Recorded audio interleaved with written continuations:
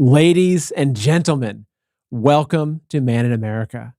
So, leaked audio from a meeting of China's war generals reveals detailed plans for a potential land invasion of the United States sometime by the end of the year. So, what indicators do we see that the CCP is preparing for war? Are war machines and a wartime economy already being prepped for a last ditched effort before they crumble? This is going to be a very important interview with communism expert Jeff Nyquist that you will not want to miss.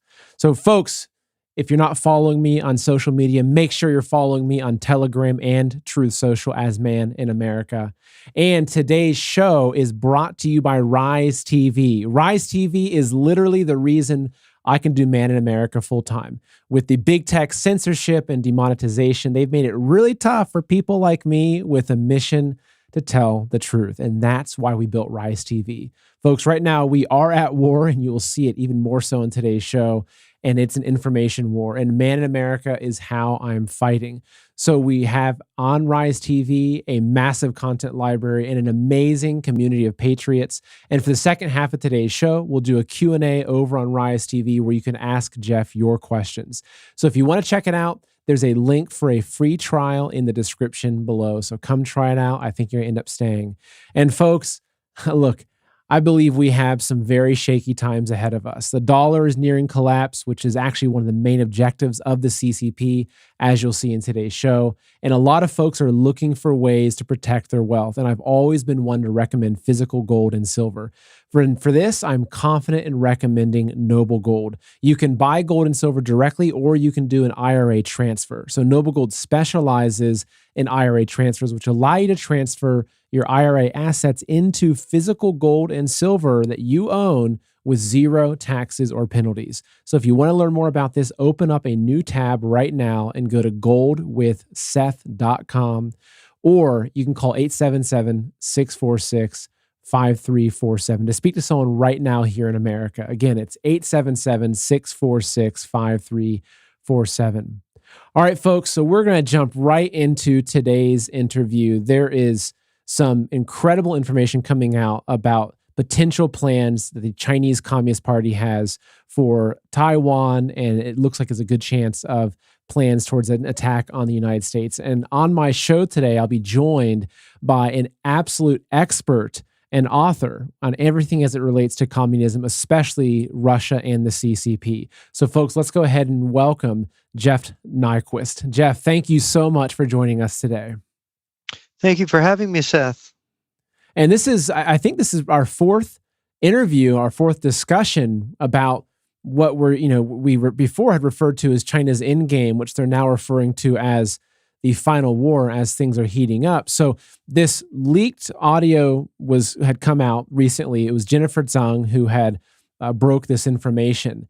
And I know that you've studied it in depth to validate it. So can you just tell us, what is this? What is it what information has come out of the CCP, and what's it telling us about what they're potentially planning?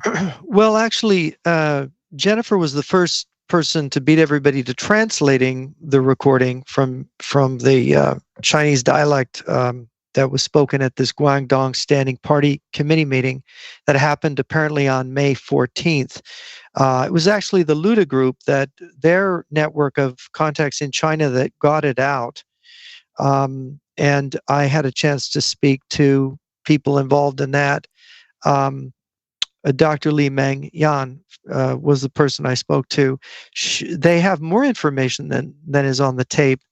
And I should sort of frame this by something everyone can look up. It's the May 19th Wall Street Journal article. The headline is, China insists party elites shed overseas assets, eyeing Western assets. That is about how China is preparing to seize Western assets in China, and they want to pull their assets back from overseas so they don't get seized. This is a pre-war move. It's a very unambiguous pre-war move, just like they're stockpiling of food and fuel and war materials, just like their the other preparations. For example, their this recorded meeting where they talk about a mobilization order that was given by the Central Committee of the Communist Party of China to mobilize for war. They call it the transition from normal to war. So what we are talking about is China is going to war. It's not if or whatever, they're going to war.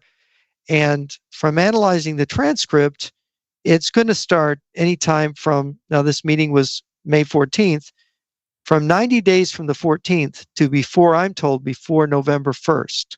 That's the window that I'm told. I mean, this can change, I assume. Countries getting ready for war, they have things that go wrong. But this is what we get from the intelligence we're receiving. So, in this transcript, which I've read the majority of, it's quite a long transcript. That was the one thing that I saw consistently mentioned in there was just a transition into a wartime economy, wartime production. Um, and also even internally, both internally and then externally, kind of around the world, propaganda surrounding this wartime effort to make sure that all the Chinese people are on board with it and they're pridefully fighting for the motherland. So, what is it? Am I correct in understanding that what you're seeing here is the very concrete actions of China really gearing up to like take actually very real actions of a war, a kinetic war in the world today? 2 years ago, last March, we started seeing Chinese military publications saying that war is coming. We saw it in the Eastern Theater. Their official publications said this is not going to be a drill. We are going to war. You had Chinese nationals on Twitter, on other social media saying, yeah, we're being told that China is going to war. I had a Hong Kong businessman. I'm on the committee for the present danger of China. He's told the committee he had extensive contacts in Beijing, that his contacts were telling him, and this was a year ago this month, that China was preparing for a war within months, that they were actively getting ready. And now, from all kinds of sources, I had sources from Southeast Asia, from the countries of Vietnam, Cambodia, Laos, that those countries were being told that both China and Russia were getting ready for war against the United States. And they were beginning the actions, the process. Now we're seeing you can't organize for a war on this scale without it basically becoming widely known. Because we're talking about, look, they're talking about mobilizing in just one province of China, almost 1,000 ships, right? They're talking about retrofitting 64 10,000-ton ro-ro ships that can carry more vehicles than were used by Hitler to invade Russia. Okay, we're just talking about the logistical preps that they were discussing there.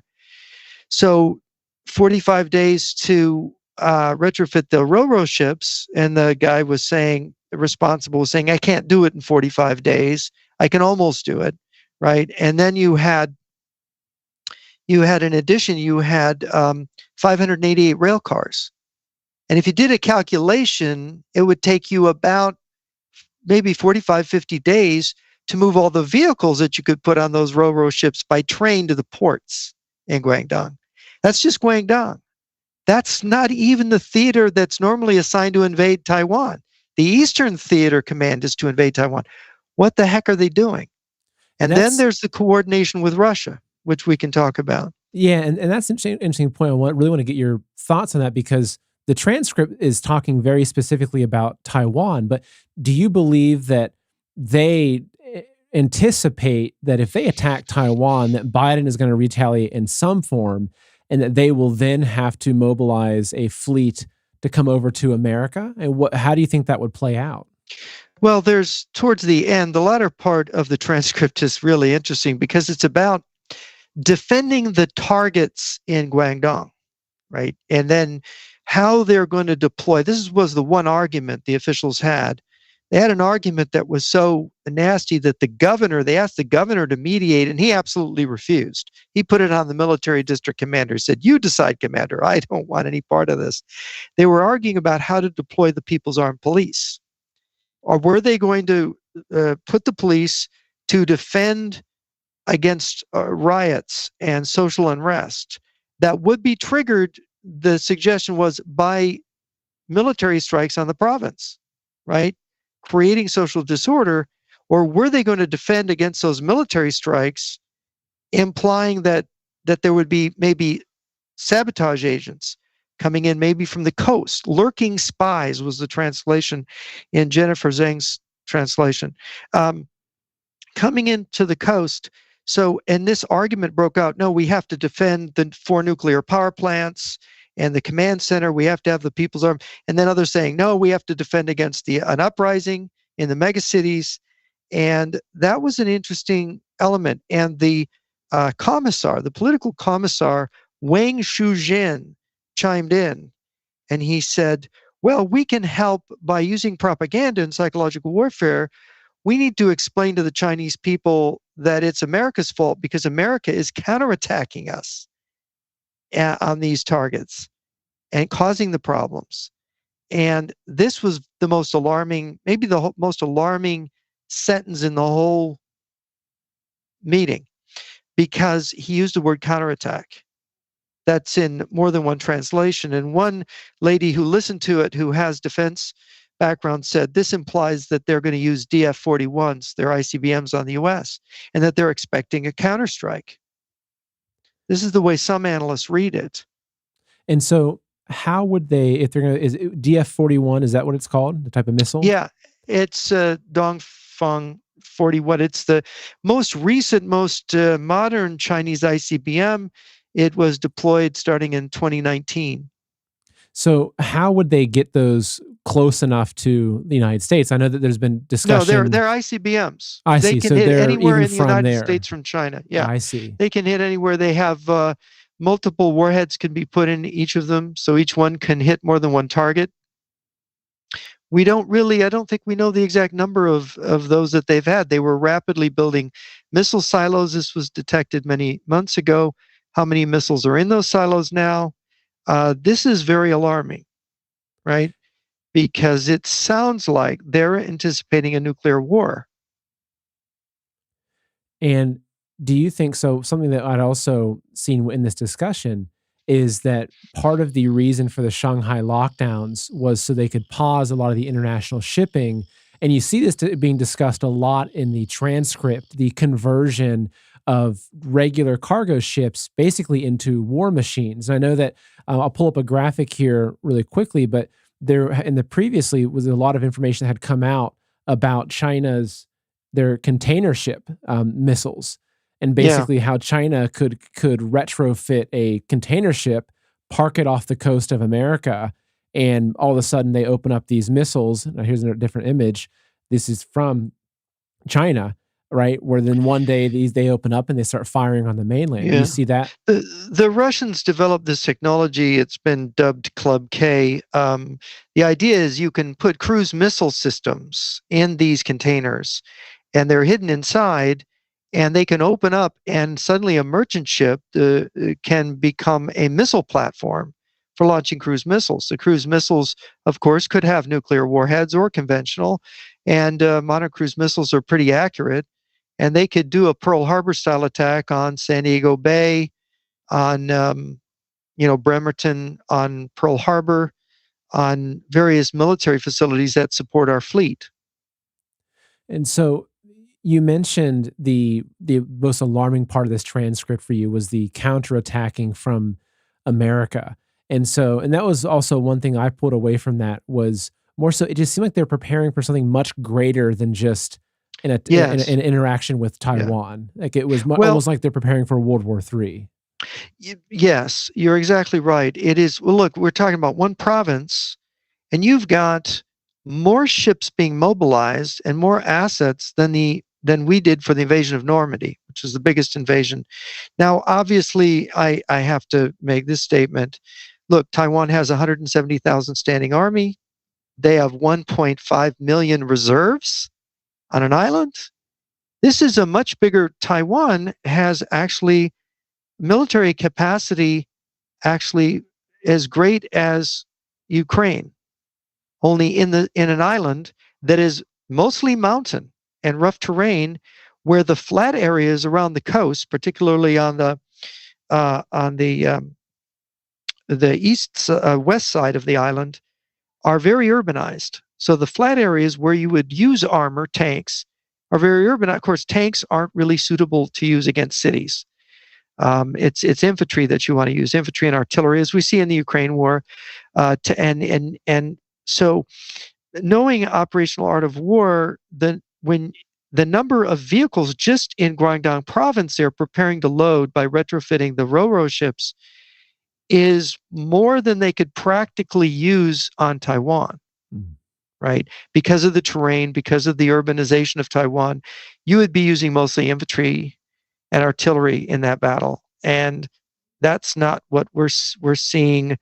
This is enough for, I don't know, 18, 20 motorized, mechanized, Chinese call mechanized divisions to move the vehicles.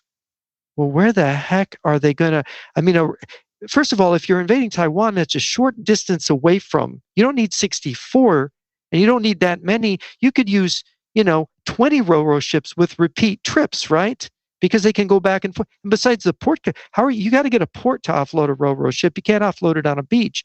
Even if you have mulberries, we did that at Normandy to offload. The offload capacity isn't going to be for 64 ships. It's impossible.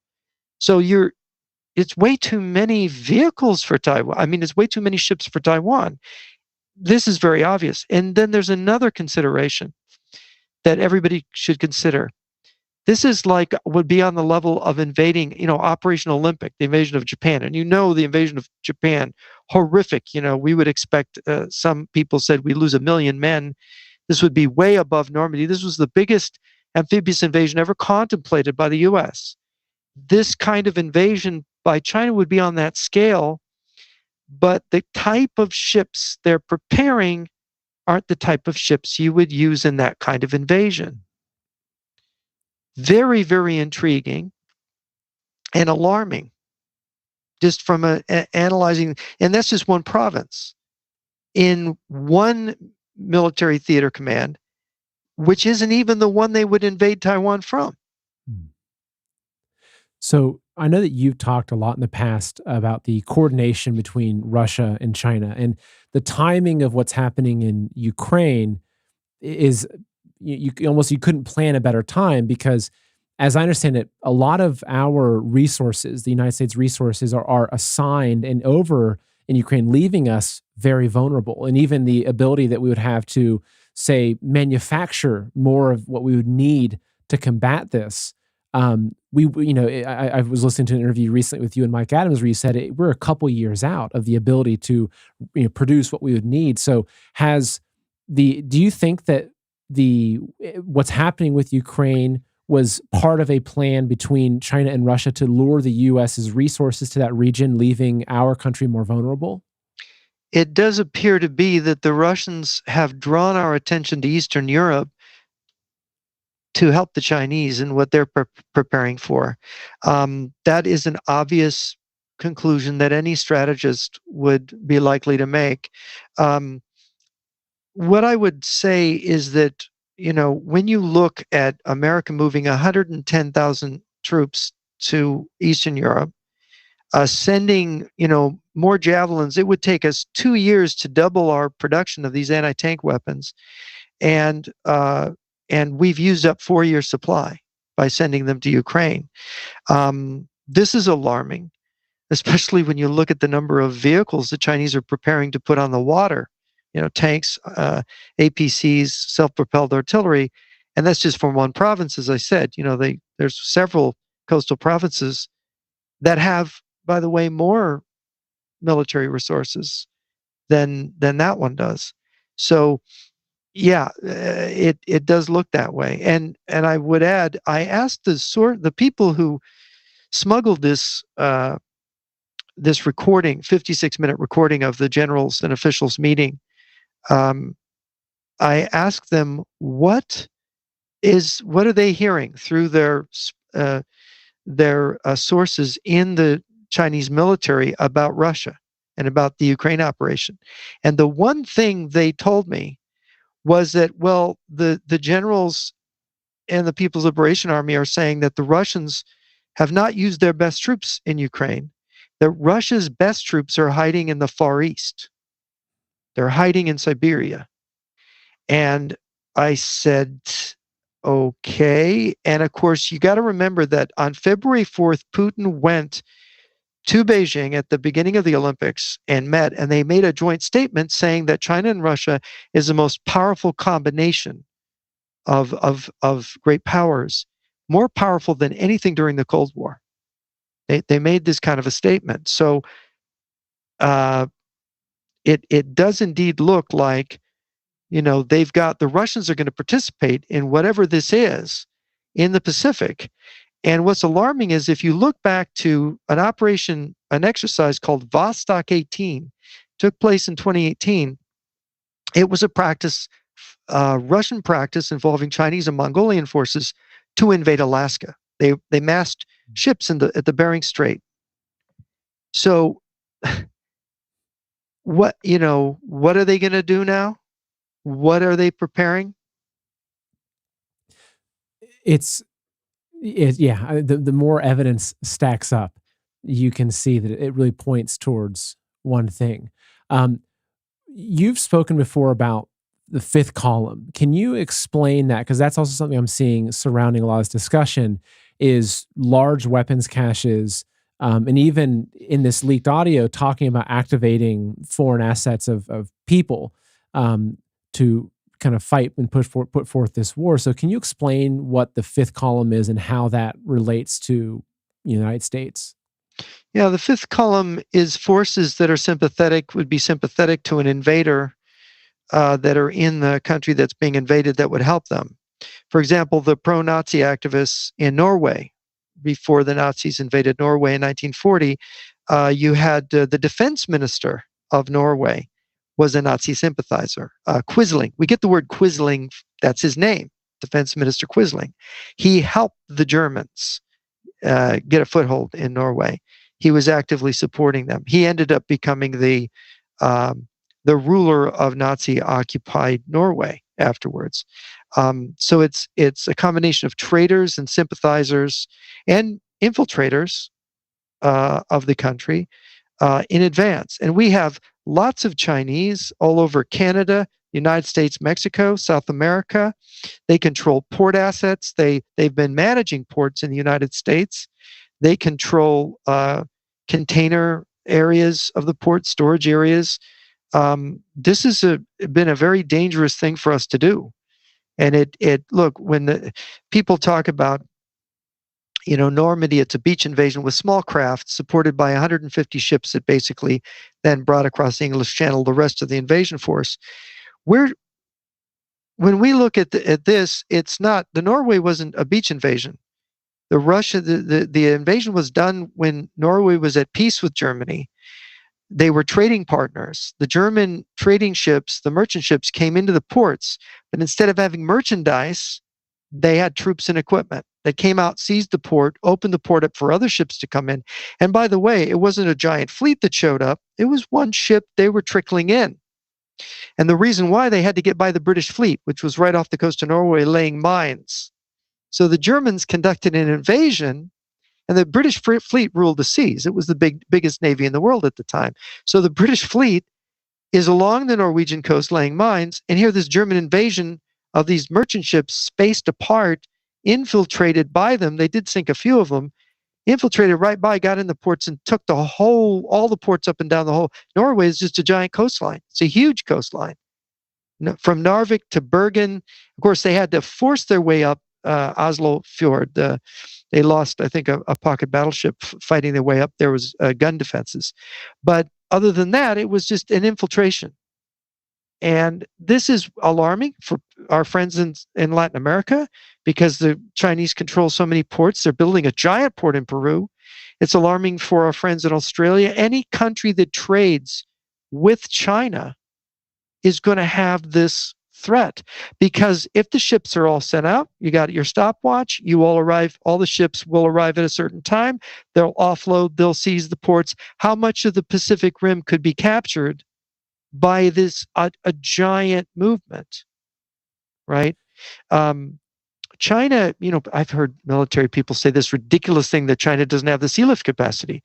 Are you kidding? The Chinese Transport Ministry says they have 142 million tons of shipping capacity in China. in 240 Chinese-owned companies, shipping companies.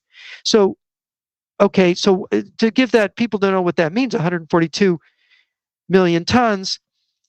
Japan, when they attacked Pearl Harbor, had 7.7 million tons.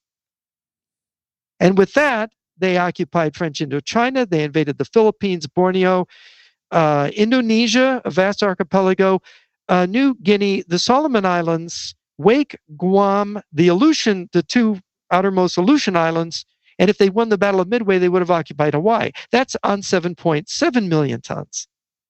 All right, we're talking about almost 20 times the lift capacity, right? So we know that China has been very long-term in their approach with this, and part of this process has been infiltration of governments to weaken those governments. Do you think that Biden is aware of what China is doing? Do you think that Biden is actually acting on behalf of China? Because if you look at a lot of the actions that he's been carrying out, it's almost as if he's trying to weaken America and make us ripe for the picking for China. Yeah, I don't even think that if somebody had been in China's pocket, paid for, if they knew what was being prepared, they would continue to cooperate with it.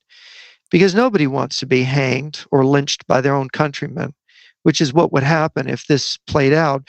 I would give him zero chance of physical survival. His own Secret Service men would probably shoot him out of hand if it becomes clear that he had cooperated in this. I don't think that. I think he's playing the role of a useful idiot. We know that from the Hunter Biden laptop, if that's to be taken seriously, it appears they've taken a lot of money, the Biden family, from the Chinese sources. I think the Chinese have been very expert at involving us in business that's very lucrative, so that large corporations and politicians who receive money from those companies, China's going to withdraw their company if we're too anti-Chinese. Hollywood tried to make Red Dawn as a Chinese invasion. And Hollywood couldn't do it because China said, you can't make a movie where you depict China as invading America. That was very sensitive to China. They didn't want Red Dawn made with Chinese invaders. Why? And Hollywood self-censored itself. They made it ridiculous about an invasion from North Korea. North Korea can't invade the U.S. It's impossible. It's absurd, right? But Hollywood changed the movie for China. This shows if China has the influence. Imagine if, the original Red Dawn was in the 80s, was the Soviet Union invading the lower 48, which was the Soviet Union's plan at the time, by the way. It made sense. The movie made sense for that time. They would invade, right? But the Russians didn't have the influence in Hollywood to cancel the film. But China had the influence. So you see how dangerous Chinese influence is and how it paves the way for this preparation that, now they're not going to invade. Don't listen to that conspiracy theorist. And they're retrofitting the ships, right? For what? Where are they going with that much armor? Is it really Taiwan? I'm skeptical. And let me read you the defense minister of China's statement about invading Taiwan. This was made 20 years ago. It was the defense minister of China, Chiao Chen, at the end of a speech about attacking America, using biological weapons on America, which some people feel the COVID was a Chinese biological attack. Here's what Chiao Chen says in the speech. This is how he ends the speech. So this was the Minister of Defense from China? This is around, 20 years ago? Chiao Chen, 20 years ago. This is what he said. This is a quote. This puts everything in context for me. He says, as long as we resolve the United States problem at one blow, our domestic problems will all be readily solved. Therefore, our military battle preparation appears to aim at Taiwan, but in fact is aimed at the United States. Wow. And the preparation is far beyond the scope of attacking aircraft carriers and satellites, right? This is out of the horse's mouth here. Now, I'll give you two other data points that support this quote. I was contacted by a British journalist who was very upset. This is 17 years ago, 18 years ago. She said, I need to talk to someone about you, I need to talk to somebody about an experience I had, and I've almost wrecked my career talking about it within the BBC and other British media. So I have to relieve my conscience. I have to tell somebody, and I'm told you're somebody that might be able to use the information that you would actually credit it, because I'm told to shut up, that say nothing. She was part of a film crew doing a documentary in the South China Sea, and they were allowed to be in filming a amphibious exercise by the Chinese People's Liberation Army Navy. And they actually, I guess you could say, made the mistake of actually interviewing sailors. And they started asking the sailors this question: how do you feel about invading Taiwan? You know, you're practicing for invading Taiwan. How do you feel about it? And the sailors would say, we're not practicing to invade Taiwan. We're practicing to invade the United States. And pretty soon it got back to the Chinese officials that this is what they were recording. Chinese officials kicked them out of the fleet, took away their cameras, and she ended up going back to England. And she started saying, repeating this story to other journalists and to her bosses, and they ended up telling her, shut up. Do not repeat that story. We are not, this is because of the involvement of British commercial companies in China, that it would damage their commercial relationships.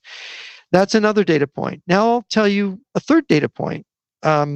Years ago, I worked with Colonel Stanislav Lunev on different projects. He was the highest ranking defector from the GRU, the main intelligence directorate of the Russian General Staff. He spoke fluent Mandarin. He worked in China. And he told me about, after the fall of the Soviet Union, there was this military conference that he attended. He was one of those people that read plans, knew how to read and be involved in military planning. And it was about a future invasion of North America. And they said, look, Russia's military is shrinking because of the transition from the Soviet Union to the Russian Federation, but we're not terminating our plans for war with the United States. We're going to go ahead with those only with China as our partner. We have made certain agreements with China. We are going to invade Alaska and parts of Canada. China is going to invade the lower 48. We provide the missile firepower. They provide the overwhelming bulk of the manpower, the invading force. And that this is, obviously a long-term, preparation, because you can't just pop up and do this without really long-term coordinated planning between Russia and China. And I asked him seriously, I said, do you think China and Russia could defeat the United States? And he says, yes. And I said, right now? Well, they could do it right now, but it's better to wait. They have better chances the longer they prepare. And that was his analysis. And I had many conversations with him about it and how it would work. And it's very frightening when you put these data points together with this recording of this military-civil meeting of the Communist Party Standing Committee in Guangdong, because it actually fits together. All the information fits with what I know. And the most interesting part that you just talked about is just how they are using Taiwan as a mask. It's all about Taiwan when in fact they're talking about America. But one thing I want to really understand your thoughts on is Shanghai, because that's something I've had a really hard time making sense of why they're locking down nearly 30 million people in Shanghai. How does that fit into the bigger picture? I think that the total number of people being locked down is over 280 million now. And the number of ports locked down is more than just Shanghai. Why? Because in the transition from normal to war, you're not going to be making stuff for Walmart anymore. If you're going to war with the US, you're not going to be shipping consumer goods. You're not going to be making anything for our supply chain whatsoever. So you have to transition your factories. Chinese factories are made with the idea of dual civilian military use. They can be converted to war production. So I understand that when these lockdowns started, they were already converting the factories over to war production. So you are making junk for Walmart. Now you're making ammunition or spare parts for tanks or vehicles or trucks or uniforms, whatever. Instead of making clothing, you're making military uniforms. So it seems to me that that's one aspect. Then if you have to get the ports ready for thousands of ships to be prepared to load troops, you can't have those ships loading consumer goods, right? And you don't want your population to know everything, because then all the details leak out. through social media. They end up, you need to cut the internet off. You need to maybe target American satellites before you do this. You need to, it's impossible to make this preparation without it being observed. So it's very important that when we see the preparations, we think it's all for Taiwan. Oh, wow, this is an Olympic style operation. Taiwan has, 1.5 million troops. The Chinese have to mass an enormous invasion. So that's what all this is. But look, the United States in World War II thought we're not going to invade Taiwan. And the Japanese forces on Taiwan weren't even as powerful as the ones that we're seeing now that the Taiwanese have. So we said it's too ridiculous. We're not going to sacrifice men invading this because we can just blockade it and bypass it. It'll have to surrender, which it did. Surrendered without a fight. Most of the Japanese island strongholds surrendered because we had them surrounded. And they surrendered at the end of the war or after the end of the war. Why would they do that? So, talking in terms of practical military operations, we're looking at something much larger involving all 5 of the Chinese theater commands, not just one province. What about all of the guns in America? I'm sure that they fear. I mean, really, America is the world's largest standing army. If you look at the civilian-held guns and ammunition. So how does that, do you think they see that as a significant threat? Could that be also some of the pushes for gun control?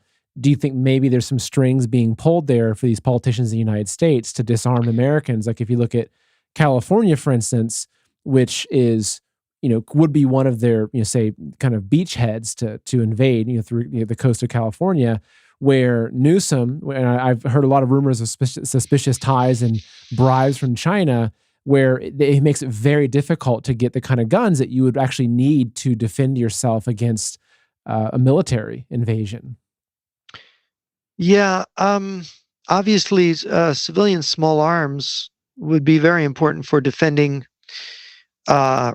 really terrain with a lot of forest, like they have in Northern California, cities, urban areas. But you do need anti-tank weapons, which we've sent so many to Ukraine. Look, how does a guy with a rifle stop an APC or a tank? He can't. You can have millions of guys. What did General Yamamoto say? Every blade of grass will have a rifle behind it. That's a misunderstanding of how war works. Let me give you a statistic that is kind of helpful. World War II. In the first half of World War II, the number one thing that killed soldiers on the Allied side was the German Mauser rifle. The rifle was the number one killer in the first half of the war. It killed the most. Second half of the war, no. Second half of the war, the number one killer was the American aircraft. They killed more German soldiers than any rifles, right? So in terms of the kind of war you're waging, you can have a war where artillery is killing more people or armor is killing more people, because modern war is combined arms. If you have just infantry, you're vulnerable to artillery and tanks. If you have just tanks, you're vulnerable to infantry. If those tanks advance into places where infantry is hiding in buildings or covering terrain. So it is a complicated thing, but you got to remember that China could raise 30 million troops. And with the size of its lift capacity, it could send 5-10 million troops here. And then you have weapons of mass destruction. You have biological weapons, you have nuclear weapons. They can nuke the major cities and bypass them, right? I mean, look, the streetcars were operating the next morning in Hiroshima. You could nuke the major cities. It wouldn't kill everybody unless they use multiple nukes on singular cities. They might do that in some cases, but they could use these kind of terror tactics to force areas of the country just to give up. And then you have the problem with, how are your riflemen with a rifle behind every blade of grass, how are they eating? Where are they getting their food? If transportation, communications, food, if they use an EMP and it knocks out the electricity, how are they able to pump water out of the ground to drink? How many people are going to die of dehydration? How many are going to die of starvation? these are questions we don't know the answer to. And look, if 3 million German troops invaded Russia and occupied huge areas of the Soviet Union, major cities, the third largest city in Russia, the two largest cities in Ukraine, uh, how is it, that China couldn't do it? They don't care about casualties. They're 1.4 billion people, right? So how does it, countries are taken over by armies all the time. And the Chinese, above all, are able to sustain the casualties. 1.4 billion people. If they lost 10 million people, that would be nothing to them. Well, they're voluntarily killing 10 million of their own citizens just for religious belief or organs or anything. They will sacrifice people very quickly. That's a very good point. I was just rereading the history of Mao's Civil War thing. He actually killed more of his own people, mobilizing his army in the Civil War than the enemy killed. So you have to understand, they are right now, one of the things Dr. Li Mengyan told me was that they are now combing through part of these lockdowns. They're combing through the population, and they are eliminating who they consider to be unreliable, which is what Mao did in the 2 years leading up to the finale of the Chinese Civil War in the 1940s. He cleansed his army of 150,000 people that he thought were unreliable. They either were executed, or they knew they were going to be executed and they fled. They just deserted and fled. So that's just, and that's in the scale we're talking about, that's nothing. I mean, look, 1.4 billion people. If they murder 100 million of their own people, Mao is I think the Guinness Book of World Records credits him with 60 million, and some people say it's a lot higher than that that Mao killed. And these are the followers of Mao. They believe the same things Mao did. In fact, Xi Jinping is a big guy on Mao Zedong thought, and he has three people that he admires, according to Stephen Mosier, who wrote a book on this. He's a China expert. He said, Xi Jinping admires Mao Zedong, Joseph Stalin, and Adolf Hitler. He's even had a statue of Hitler made that he keeps in his, I think Mosier said, in his residence. So these are his models, right? Those are the three bad biggest models. The three biggest mass murderers. Go to the Guinness Book of World Records. The three biggest mass murderers in history: Hitler, Stalin, and Mao. And Mao makes Stalin and Hitler look like pikers by comparison. He was the real big killer. And that's just a quick side point there, is that it's interesting how in Hollywood, every movie about mass killing is always about Hitler. It's never about, how many blockbuster movies have been about China and about Mao Zedong? Right. Never. Right. And by the way, Mao Zedong's great buddy, Pol Pot, who used to play pool with Mao in China, Mao liked to play pool. He killed between a quarter and a third of the population of Cambodia when he took over. That was the Cambodian genocide. The killing fields, as they call it. So the communists, if people think the communists are bloodthirsty, murderous, power-lusting, they're psychopaths, they're criminals of the most unbelievable kind. If you read the more recent, Chinese and a Western scholar got together and did a biography of Mao, you literally want to vomit. He is so violent, he is so foul.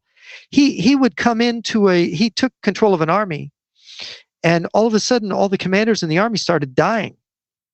Now, there's other red armies at the time, and nobody was dying in any of them.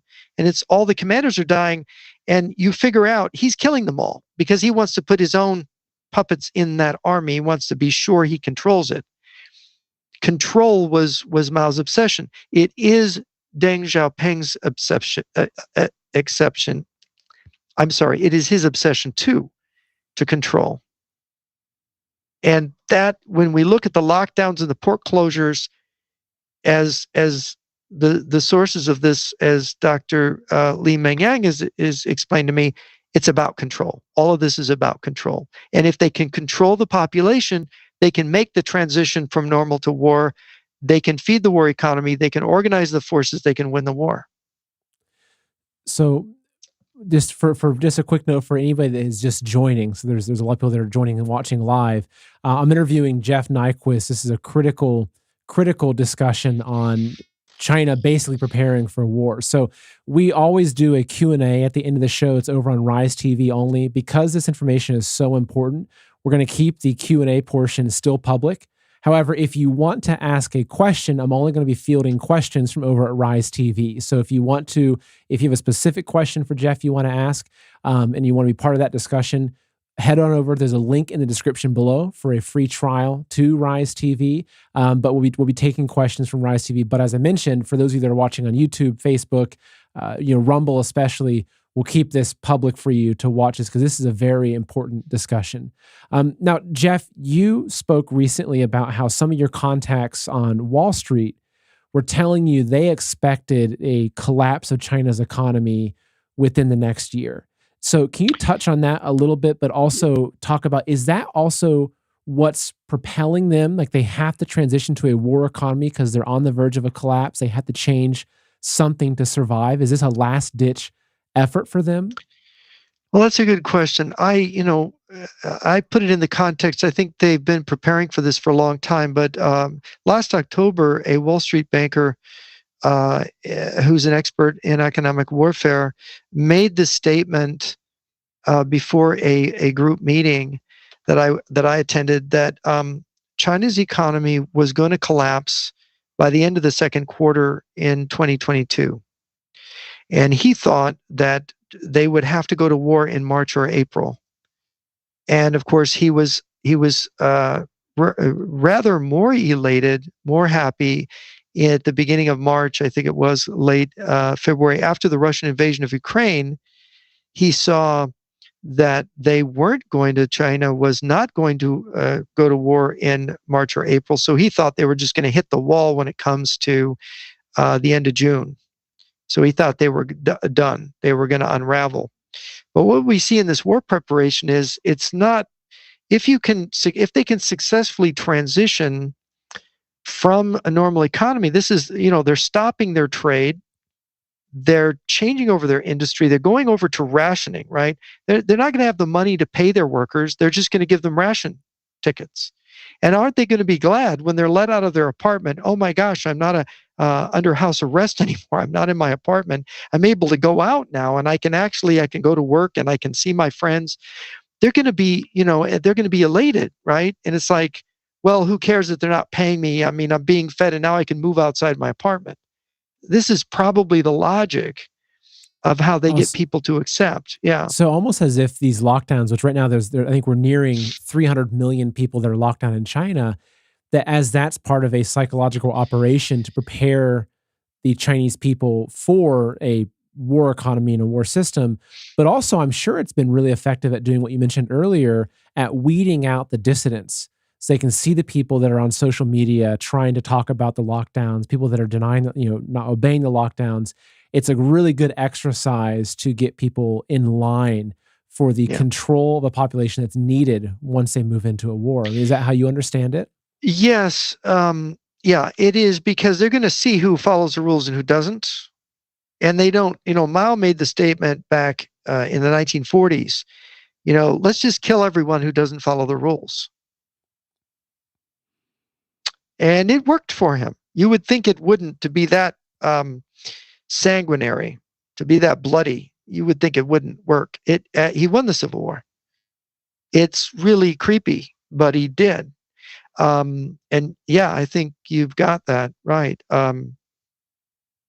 Absolutely. Well, it's also, I have also been studying, communism in China, that part of their whole philosophy and how they've run their communist system is to really, at any given point, keep about 5% of the population under some form of persecution, which really keeps the other 95% in line. Like going back to 99, when they outlawed the practice of Falun Gong, where you had nearly 100 million practitioners of this that overnight became enemies of the state. They're rounding them up, torturing them, now selling their organs.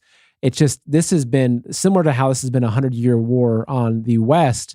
they've also been waging this war on their own population to get them in line with what they need to do this.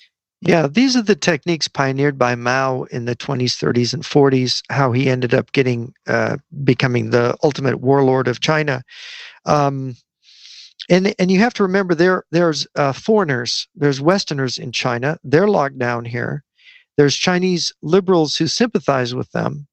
So being able to identify them, separate them out from the population without them being able to organize, they can't form a crowd, they can't get sympathy, they can't reach the media, they're isolated. Imagine when you're locked down, you're isolated, you really are helpless. And then they can come for you one at a time. They can, all right, we'll come to this neighborhood, we'll get the bad people out here.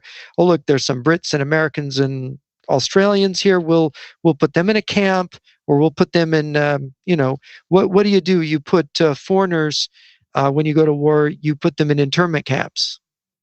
Or maybe you just kill them. But internment camps, both Britain and the United States put people who are sympathetic to the Axis, or in the case of America, Japanese Americans, in internment camps.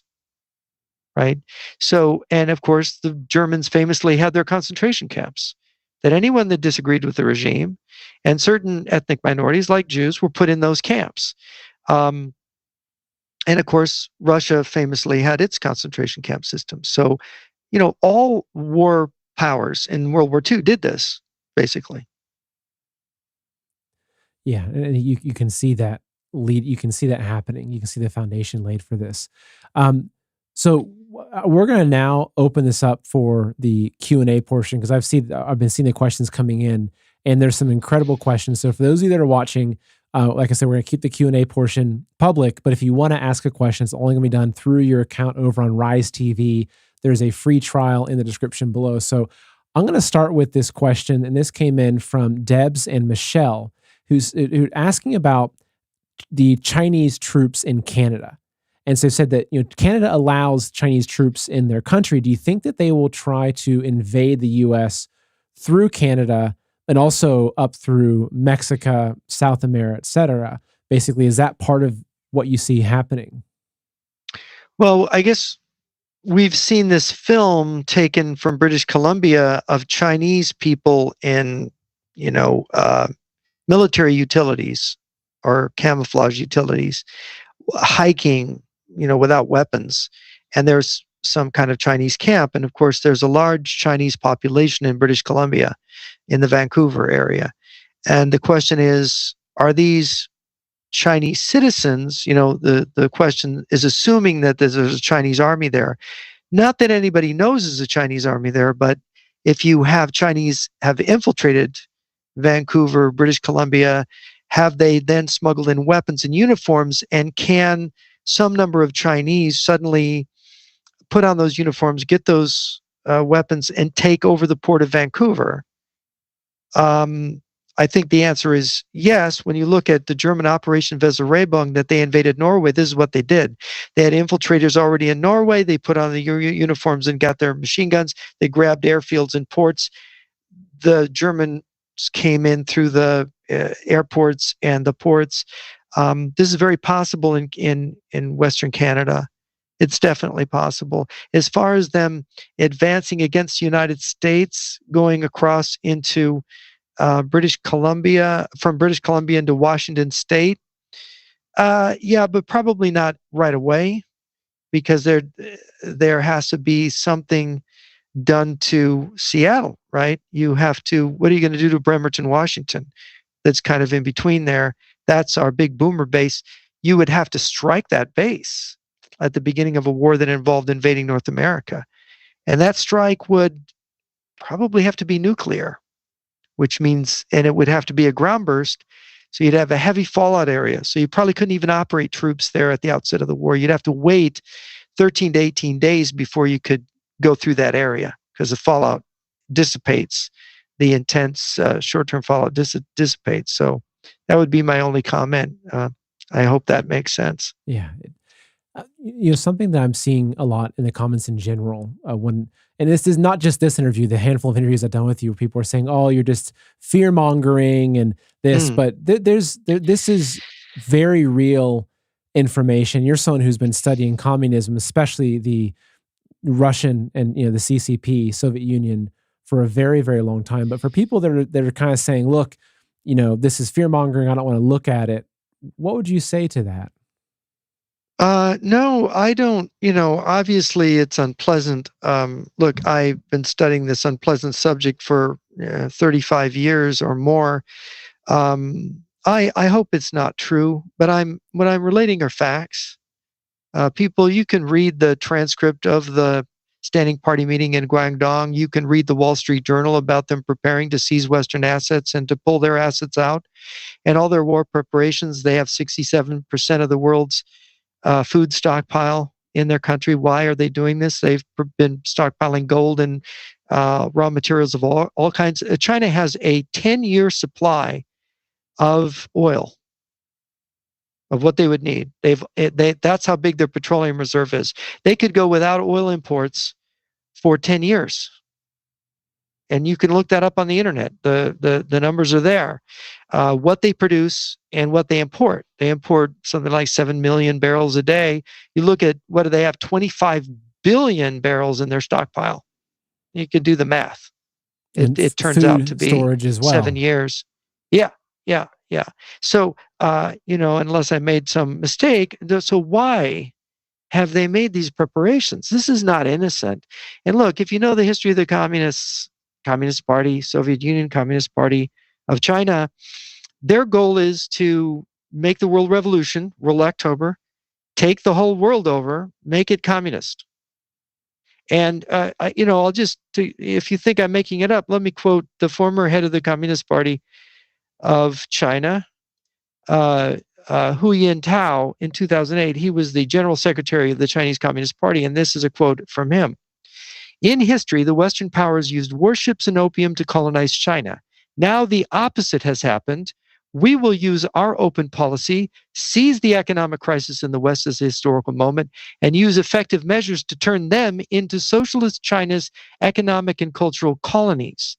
Our colonization of these countries is the historic process of communism's triumph over rotten capitalism. We Chinese communists must shoulder the great historical mission and use socialism to defeat capitalism, eventually liberating the entire humanity with communism. It's pretty clear. Wow. And this is, look, there's hundreds of these statements made by Chinese leaders right up to the present. And I'm not making it up. So I just want, you can have a fantasy of an Easter bunny and a tooth fairy and whatever. I'm sticking with the facts. Yeah.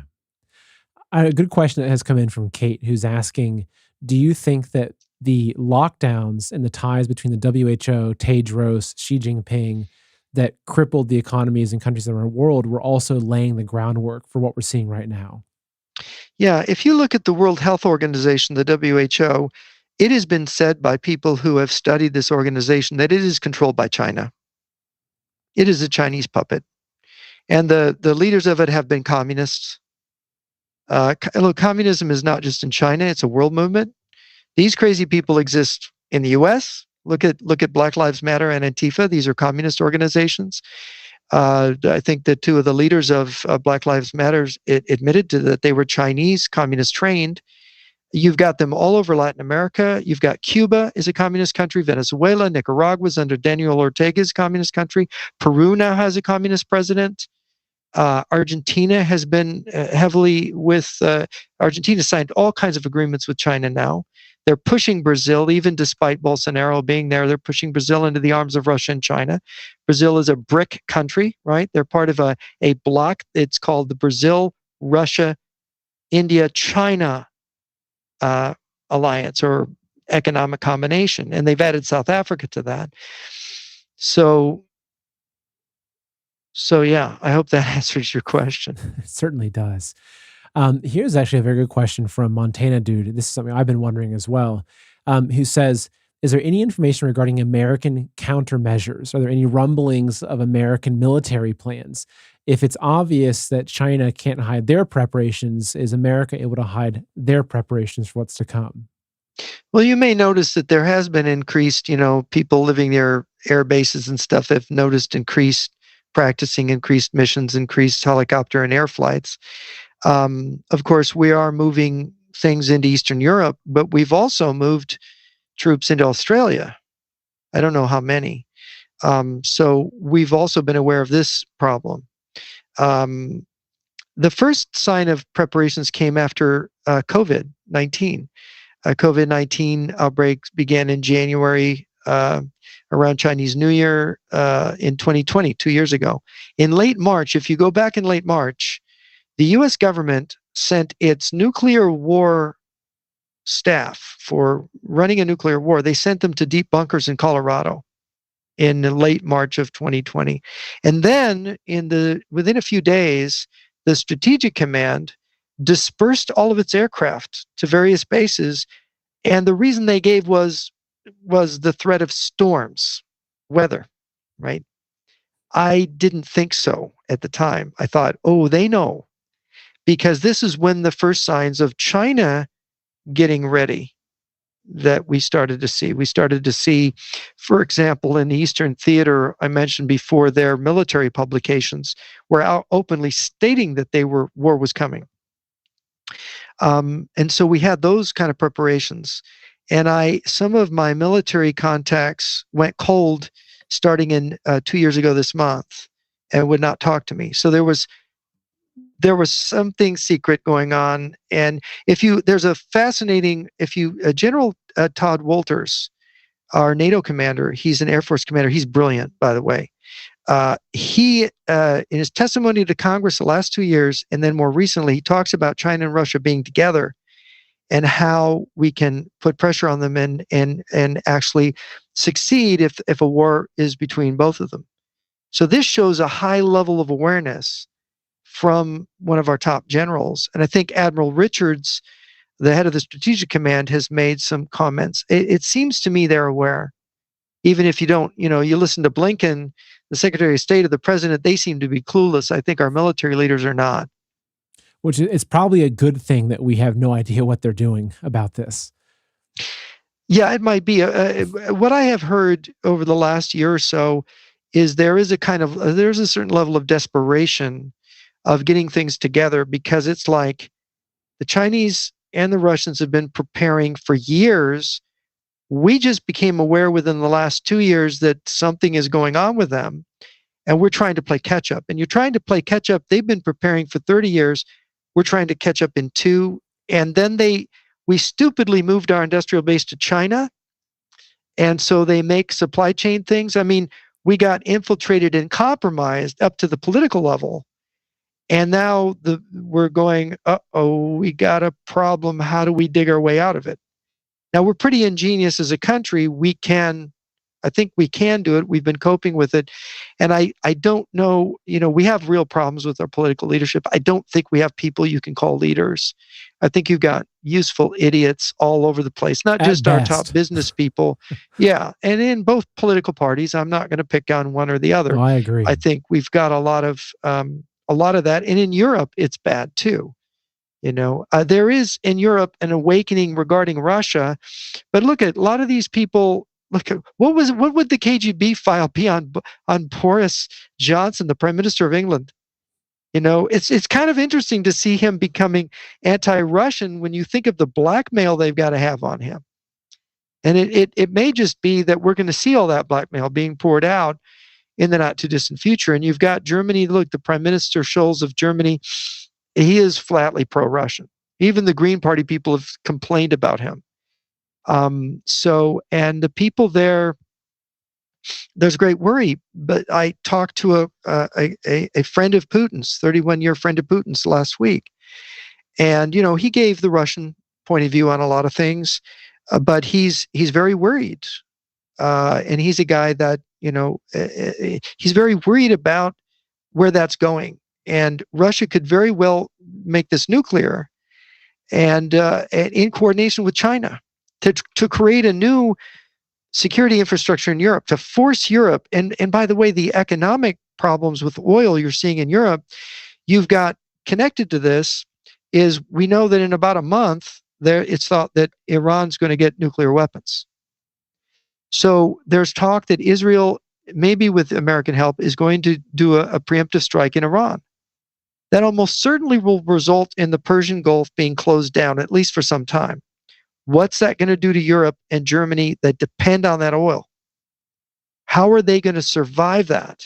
And they're And already will extremely weakened, not getting Russian exactly oil. the Russian natural gas? They're actually paying in rubles. They're meeting the Russian demand in rubles. They can't. You can't embargo Russia. It's too self-sufficient. It's more self-sufficient, especially in raw materials, than Europe is. So who is really coming out ahead? Is Europe going to end up breaking down? Is the European economy going to collapse if this thing goes on in the Middle East? And added on to the war in Ukraine, it seems to me that Moscow and Beijing has thought through this period much better than we have. Yeah. Well, that leads to actually a good question from Metal Avenger, who asked, where do you think it would be safe if China attacks? Are there safe places in the US or Europe or anywhere?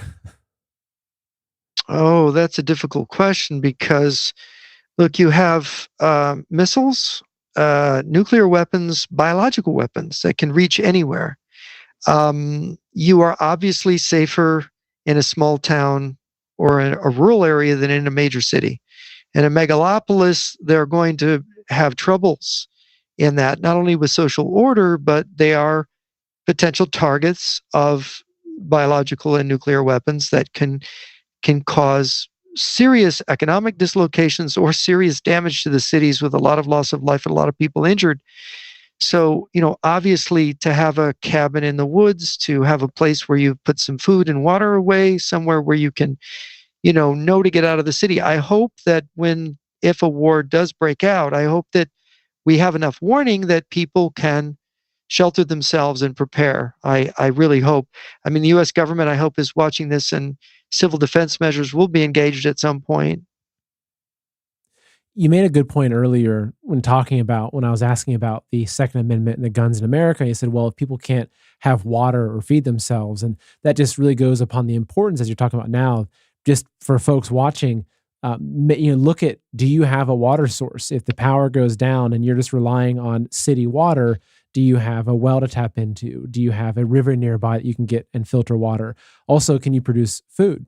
Can you grow food? If you can't just go to the grocery store because supply chains are completely shut down, which would be a very real possibility. It's really important that people just think about these things. Here's actually a good question, and you kind of addressed it earlier, but I want to hear more information about this. This is from JEK, who says, how can anyone be absolutely certain that this leaked information isn't propaganda? The way you analyze information is you look at the context of the information. So the context is I've given, 30 years of study to what Russia and China are doing. This is consistent with everything they've done. The meeting itself, a number of experts have looked at it. Now it's been shared. I've alerted other people I know. Nobody has found anything suspicious or wrong-footed about it. This is a very boring meeting, by the way. It's 56 minutes of old guys talking about 230 something administrative tasks under 20 something categories of things to do. The analysis of it is not, you got to be motivated even to read it. It's so dull. You got to analyze it. So propaganda, not very effective. Nobody's going to pay attention to it. Nobody except for experts anyway. Here's actually another good question. This is from Lumpty Wonderful, who says, do you think that China has the capabilities to shut down iPhones, other electronics that are made there? Do you think they might do that in conjunction with an attack on the power grid? Or that's an interesting question because the components of a lot of iPhones and things like that are made there. Whether they have a back door into those things, that would maybe be a greater concern, that they could monitor our social media and track people and listen to what people are doing if they use those phones in the defense of the country. Maybe, people wondered why the Russians didn't take down the social media or the power grid in Ukraine. They have different military doctrines and ways of doing things that are a bit mystifying to us. Maybe the big question is, when you read Chinese and Russian military literature, they conceive of a war as nuclear weapons They don't understand why you wouldn't use them. They got great blast radius. They're quick. You can put them on missiles. We don't have that thinking. We're appalled by those weapons, and we think it's the end of the world. And people have a sort of mythology about it. So, as far as electronic media, look, EMP strikes, at least local ones, are possible. There's satellite attacks on our satellites would probably greatly constrict our the use of our phones. So I wouldn't be so sure. I think we're going to end up on using landlines back again. I'm not sure that that kind of media or those kind of phones are going to be working. If this thing really gets hot and gets awful, I'm not sure. That makes sense.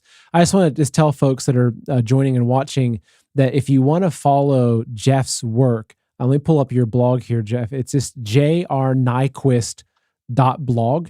So just his name there says jrnyquist.blog. This is, your blog, I'll admit, has been one of my favorite blogs to read. You do some brilliant writing on there. So for folks that want to follow Jeff and what he's writing about, this is the best place to do that. Again, it's jrnyquist.blog. Also, a reminder to anyone watching that if you want to help out, this is very important information. And the best thing you can do is just share this content. Places like Facebook and YouTube, I'm very heavily shadow banned, so they make it really difficult for this information to get out. So if you're watching after the show today, please send this video to 2 or 3 of your friends, recommend it, go check out Jeff's blog, jrnyquist.blog, because this is very important information. And I think that all of the insane events that we've seen happen the past couple of years, I think are leading up to a lot of what you're talking about. Yeah, it does seem. The problem with the information is it seems to fit with other information. That's the disturbing thing. And you have to always have an explanation for why things fit together, if they fit together really well. And that's what's disturbing to me about it. So one other question that I have that's very important is what's happening with the US dollar? Because we're seeing that China is talking to the Saudis about kind of supplanting the U.S. as a petrodollar status. Do you think that China is also deliberately waging an economic war to try to collapse the U.S. dollar and our financial system as part of this overall war? Oh, yeah. China, Russia, and their allies are definitely trying to destroy the dollar. And of course, it's been talked about a long time. They wanted to create a bourse at one point where they were with Iran, where they would make people accept, pay for oil in something other than dollars. They talked about a basket of currencies. Now the Russians have a gold-backed ruble that has basically prevented their currency from devaluing during this war. It's quite an interesting measure. It's a very bold measure by the Russians, but so far it's proved to be effective. Whether or not it's going to last, we don't know. When China and Russia have tried these kind of moves in the past, they've been abortive and they've been failures. This one, it looks like it has promise. Nobody knows. It's an economic warfare. Their economic weapons they're using fertilizer, food, restricting food going to Africa and the Middle East, for example, from Ukraine, and fuel, petroleum, natural gas products. And this has impacted the dollar. You look at what the gas pumps are doing. It is having a real effect on Japan and Europe that has no great, Japan has no supplies of petroleum within their country to draw on. They have to import everything. Europe is quite dependent on Middle Eastern oil and Nigerian oil and whatnot. So, when you take Venezuela, which is in the Chinese-Russian camp, and you take Iran out of the picture, if they start, playing this game and saying, look, we need the oil to be paid for in something other than dollars, suddenly people don't need the dollar as much overseas. See, we export our inflation. And exporting our inflation has allowed us to do the kind of expending deficit spending that we've done, because it's basically paid for our wars in the past. We just print more money. Well, see, and it's like a person in a government in Australia or Japan or Europe will tell you, yeah, we might complain about it, but we really like it. This is America's tax on us for defending us. So they are okay with it, with us having this exporting our inflation and paying for everything in dollars because we defend them, because they're under our nuclear umbrella. But if we can't defend them, if they realize that we're not, when you have the threat of a war in Europe, Middle East, and the Far East at the same time, we can only cope with one war at a time. So it's like, oh no, we can't defend them all. And they're going, oh, the American promised to defend. Why should we support the dollar? We're going to pay for it in rubles, right? This calculation goes on, and then the dollar starts to erode, and we could get very serious inflation here, which we're seeing tick up in the US, and inflation of food prices and fuel prices. Look, everybody needs food and fuel. It's one thing you can get away with not going to the clothing store for a year, right? Just wear the same old clothes. You can go get away without buying a new car or whatever. You can't get away from buying your food and your fuel. Yeah, there's no escape. And also, especially as you head right now, we're in the summer months and approaching summer, so it's not a worry. But as we head into the winter, for people that are heating their home on natural gas or oil, we might see a lot of people in America that can no longer afford to heat their homes even because of the ramifications from this happening. Yeah, that's why September, October are really the ideal months for starting a world war if you're Russia or China. Mm. Here's a very good question from the Dane who asks, if all you say is real, is there a way out? And I'll add to that question by asking that if China is in this difficult state where it's almost go to war or see your economy and country collapse, does that mean that even though it feels like there's this grand plan that is calculated and we're very weak, that they are also taking a significant risk and this may not play out for them very well, and this could actually lead to the end of the CCP and the fall of China as we know it? Yes, very much so. I mean, you look at the stumble that the Russians had in Ukraine. We pretty much know the Russians thought they were going to get through Ukraine in a matter of days, and they didn't. And it was doctrine, training, very simple things that they weren't up to date on, that nobody really realized the state of the Russian armed forces got them stuck there. China, famously, they have the similar doctrines. The Chinese military was trained by the Russians starting back after the Chinese Civil War ended. They have always helped each other out, especially in recent years since they've gotten back together again. There's a lot of unknowns here, but China could certainly misstep. The Chinese sources I have described Xi Jinping as a gambler. And this would certainly be a tremendous gamble. This one Hong Kong businessman who basically foretold this war plan, he said, look, the Chinese plan was to do this in 2035. They wanted an extra, 13 years to plan for this. But because of the way Trump damaged their economy with his trade policy, they suffered a kind of damage that they couldn't correct for. And so they were on the skids, and their economy has been unraveling. They've got really horrible banking system. They have more debt than the US. I mean, people talk about how much money they have. People don't realize how much debt there is in China, how much malinvestment there is, and how the Chinese economy is a house of cards. So it may, some people think they're not even going to get to start the war because their economy is going to flatline and they're going to have their people are going to rise up. There does seem to be a kind of desperation about riots and revolt in the megacities. I mean, you're sitting in the powder keg of 1.4 billion people. Can you control them if you're going to take their livelihoods away and say you're just working for food? Will that work? Yeah, that's also a major risk that they have, and they address that in the discussion that was leaked as well, talking about how to control using their propaganda to how to control the population, but also then how to deal with the people very swiftly that aren't buying into the war efforts to to save the motherland from the imperialist Americans. Right. basically. So yeah, that's also a Yeah. giant risk. And the Yeah. population, I think, is a powder keg. I was kind of astonished that 6,000 peoples armed police doesn't seem to me enough if those megacities go. That kind of I thought 6,000 people's armed police. That's not enough. It'd take more than that for Chicago. I would, well, I mean, well, maybe not Chicago, but certainly the Pearl River Delta cities. I mean, they make Chicago look like a small town. Yeah. You know, when you combine the population there. So, I don't know.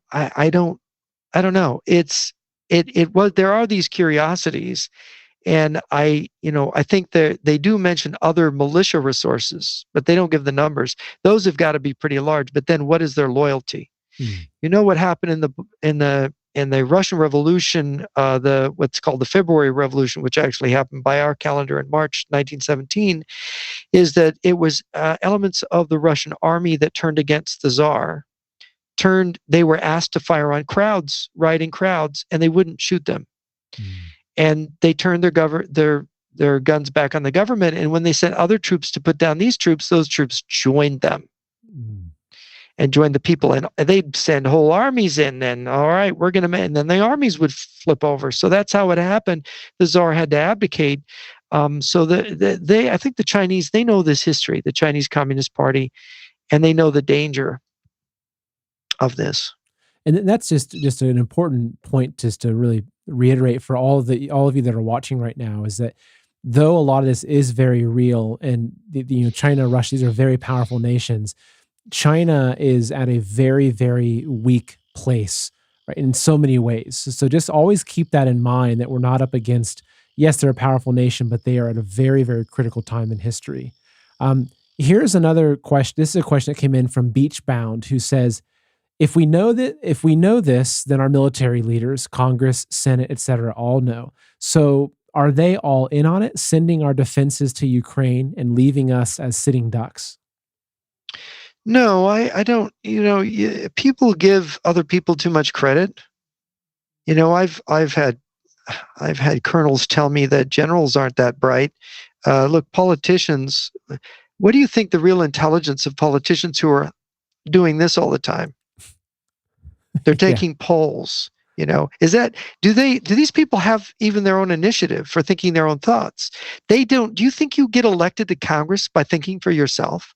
There's the famous Gilbert and Sullivan operetta about the guy who became the first Lord of the Admiralty. And I thought so little, they sent me to Parliament, basically, because he didn't think for himself at all, is the lines of the song. I think people don't realize how systems work, social systems. It's like, you really think people get rewarded for brilliance?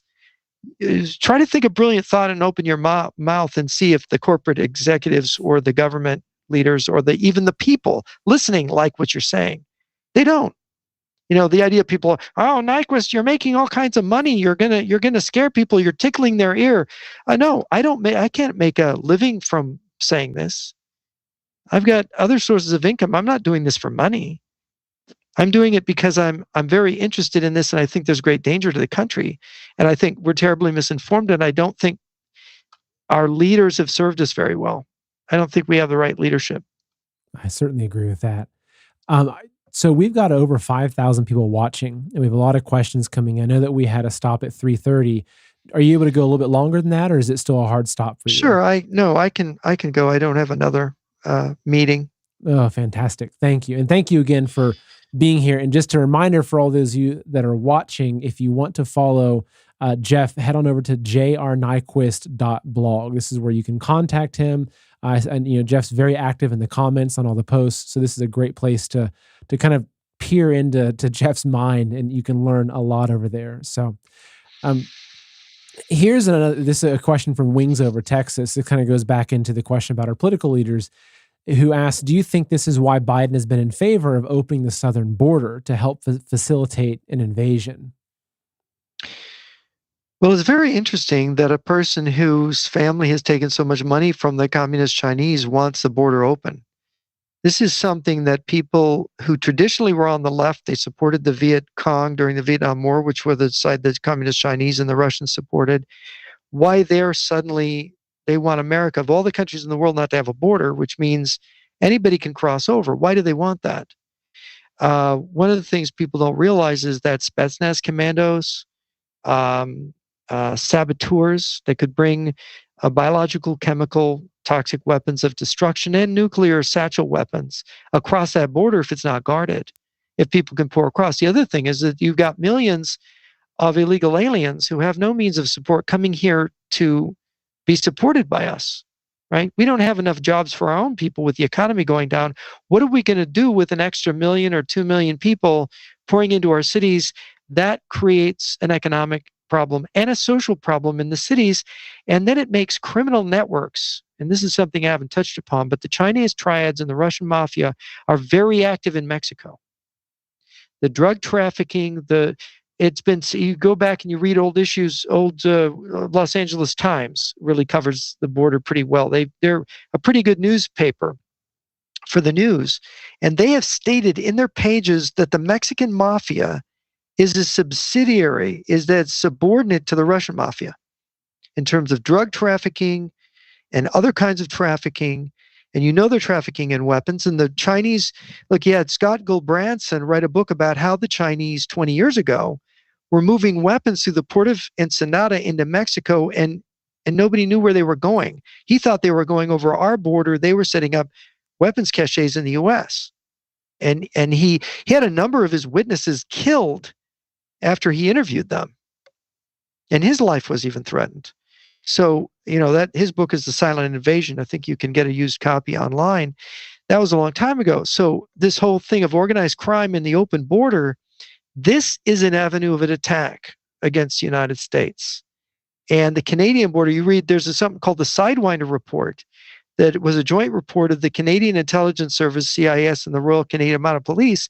Sidewinder Report was how the Chinese People's Liberation Army wanted to use Canada to attack America in the flank by infiltrating Canada. The earlier caller talked about what was happening in British Columbia and Vancouver. So this is not new, right? This infiltration of Canada and Mexico is a huge part of this. Now, as we're discussing ground forces and ground troops, there's a good question from the Dane who says that nuclear war is suicide, so it never makes sense. Why a physical war makes no sense? And I remember reading some of the literature about this. I think it might have actually been the Minister of Defense's speech out of China, talking specifically about using a biological weapon to kill off a large part of the population so as to preserve the land for farming, which is one of the main reasons why China needs the continental United States. So do you think that so much that is pointing to a kinetic land-based attack, is that because maybe COVID had failed? Maybe it was supposed to be worse of a biological attack? Or how do you make sense of that? I mean, am I allowed to talk about that? Well, we are on YouTube, so we talk a little bit about it. We don't talk much about yeah, I mean, I think it was interesting that this Dr. Bhakti, the American-born Thai doctor who works in Mainz, Germany, made a statement that really caught my attention. He said that he believed that COVID-19 was made in a lab, and he believed that it was a weapon meant to kill many, many, many more people, that it was really meant to kill. But he said, I try to quote him exactly, the human immune system is such a marvel that it defeated this weapon. That's what he said. And I thought, wow, that's so interesting, because in following that, I thought it is a weapon, but did this weapon fail? Was this a weapon? Was this the attack that Chiao Chen wanted to do, and the weapon didn't work the way they thought because it mutated too fast? It mutated down towards the common cold too fast. I don't know the answer to the question. A very interesting possibility, but about nuclear war, look, folks, you believe myths about nuclear weapons. I'm sorry, all of you are children when it comes to nuclear weapons. You haven't read about what radiation really does, or these bombs do, or what generals do. Nuclear weapons are perfectly usable. I mean, Chiao Chen in his speech talks about we have clean nuclear weapons. Yeah, fusion bomb. If you airburst it, which most targets are going to be airbursted, there's no fallout. It's just a blast that knocks things down and kills people. It's just a blast. You could detonate hundreds of these things and produce no meaningful fallout. You could have, look, the Australian government did a study on nuclear war in 1980 about how Australia would be affected by fallout.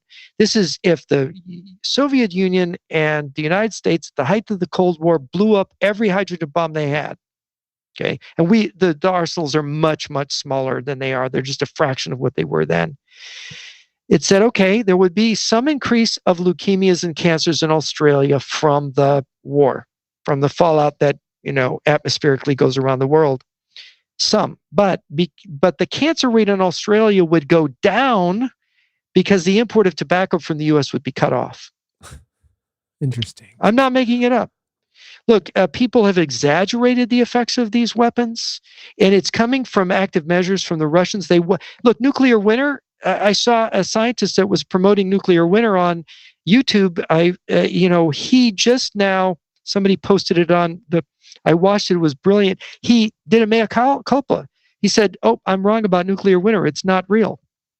There is no such thing." And he actually showed scientifically why nuclear winter doesn't happen in a nuclear war. Well, the US government did a study, which I read 30 years ago on it, that completely destroyed the theory. And they said, look, in order to create nuclear winter, you'd have to make a nuclear bomb the size of the Empire State Building. It would take more weapons-grade uranium than all the uranium on the Earth. You'd have to go to the moon to mine the uranium. It would cost more than the domestic product of all the countries in the world put together. And he said, then you can make an explosion big enough to cause the nuclear winter. That is, to send the plume of debris up above the stratosphere to cause that effect. The nuclear weapons just don't send the debris that high, and the fires from the cities. Look, we dumped on Germany the equivalent of 600 atomic bombs during World War II in conventional explosives. It didn't affect the climate because rain just took all that smoke and ash out of the atmosphere. It did not. We had a volcanic eruption in the South Pacific that was the equivalent of hundreds of millions of fusion bombs. And and yes, they've just now recorded the coldest temperature ever in Antarctica, right, last month. So there's global cooling. It's part of what in the southern hemisphere, but it's not nuclear winter. We don't even have the explosive power to imitate that what nature did, right?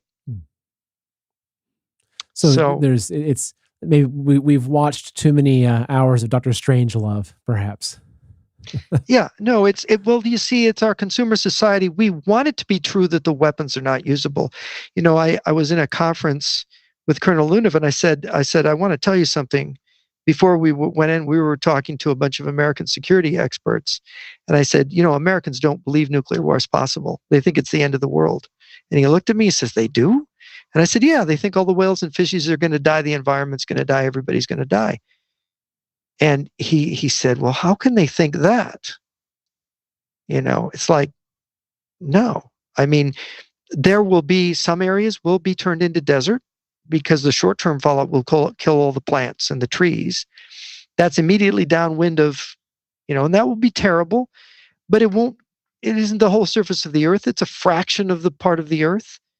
You're going to have, but what people don't realize is most of the people that die in such a war are going to die not directly of the blast and radiation effects. They're going to die because of basic infrastructure breakdown. And look, the war in Ukraine has upset. There's 40 million people that don't have enough food in Africa right now that are going to starve. Yeah. Just because of a conventional war. Imagine the destruction of a nuclear war on a bigger scale. How many people in other continents are going to starve to death because our food exports will be interrupted, right?